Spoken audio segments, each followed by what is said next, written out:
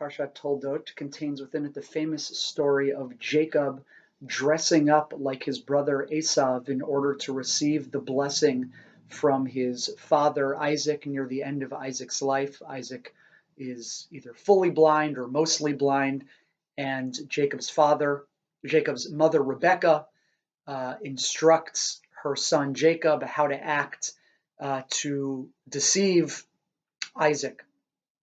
We're in Genesis chapter 27, verse 22. Jacob has put on goat fur, to make his body feel hairy like his brother Esau. Vayigash Yaakov el Yitzchak aviv vaimushehu. Jacob approached Isaac his father, and Isaac reached out to feel him. Vayomer, and he said, Hakol kol Yaakov. The voice is the voice of Jacob, v'hayadayim yedei Esav, but the hands and seemingly the body are the hands and body of Esau, meaning they were hairy.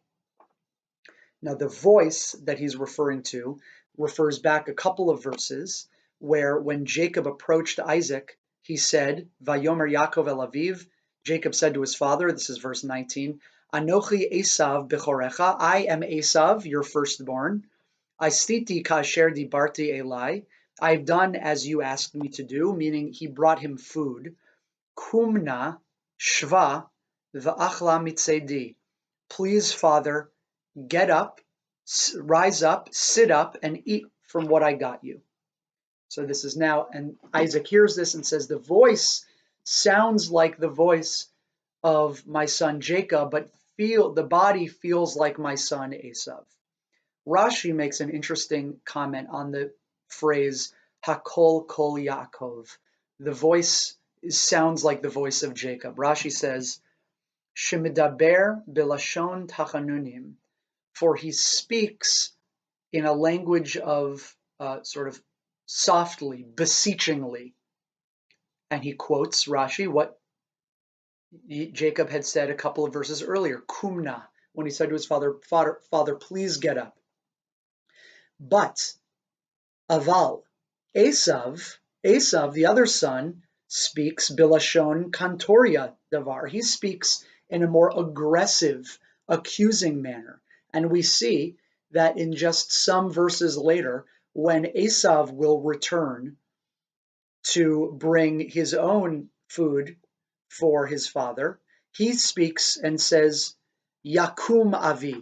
He speaks less softly, he speaks more aggressively. He says, Dad, get up, Yakum avi, get up, my father, rather than Jacob who says,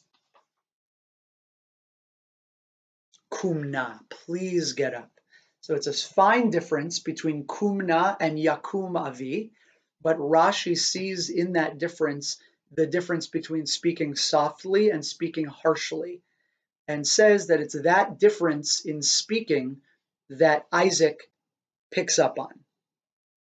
So there's an obvious question here, which is if you just read the straight meaning of the text, when Isaac says, Hakol kol Yaakov, the voice is the voice of Jacob, what we think that means on its face value is that the sound of the voice sounds like Jacob. I mean, the tenor of his voice, the tone of it, what a person's voice sounds like.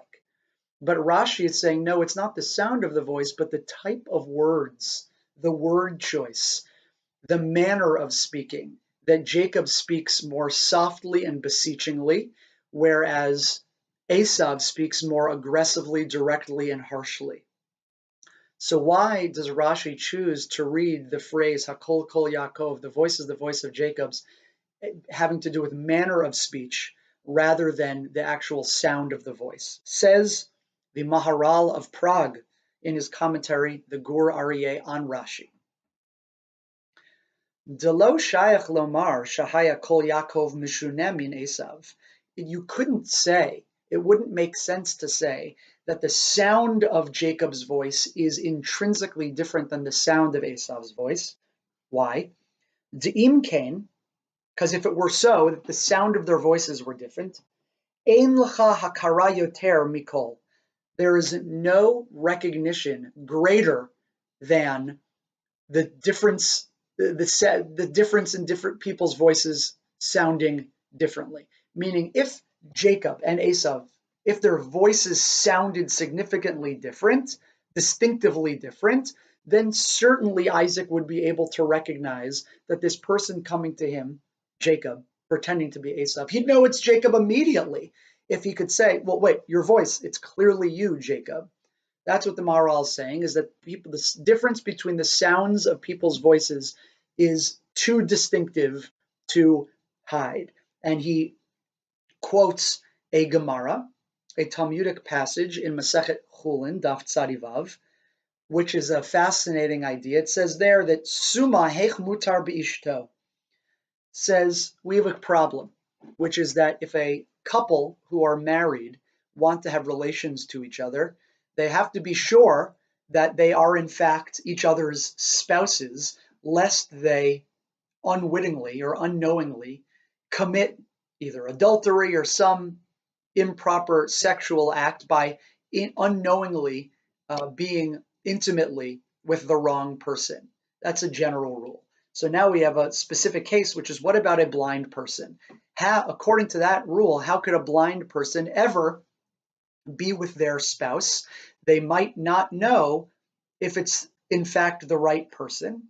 And this is also, the Gemara goes on to say, that the Maharal doesn't quote it, this is true for any person at night. If there's no lights, how can any person be trusted to know that they're not unwittingly being fooled into having sexual relations with someone who's not their spouse? The answer is bitviot einav dekala, that it's the voice. We go by knowing and being able to detect one's partner's voice. That is all that we need. And the Gemara there, the point in the Gemara there seems to be that the detection of someone's voice, even with no other identifying marks, is enough for you to be sure that it's that person.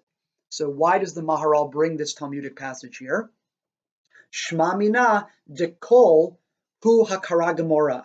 This Gemara, this teaches us that one's voice is an absolutely, positively accurate identifying mark. So what is he now saying about our story? That if Jacob's voice was identifiable in distinction to Esau's voice, that certainly should have been all that Isaac needed to know that this is in fact Jacob coming to me and not Esau. But the fact that he couldn't do that means Ella al karchacha kol Yaakov Esav shavim. It must be that the voice of Jacob and Esau were actually identical in their sound, in their tenor, in their voice. So what was the only there was no difference in their voices. So what was the only way of telling them apart? As Rashi tells us, it was in their manner of speaking. The fact that Jacob would speak more softly, Esau would speak more sharply. And that is why Rashi picks up on the two different forms where they both tell their father to sit up, where Jacob says, Kumna, please get up, father, whereas Esau says, Yakum Avi, get up, father. And that's enough to tip off Isaac that there's something going on here, but ultimately it's not strong enough for him to guess, at least on the surface level understanding of the story, that the person in front of him now is Jacob and not Esau. Very interesting aspect to this well-known story. Always a pleasure learning with you. More next week.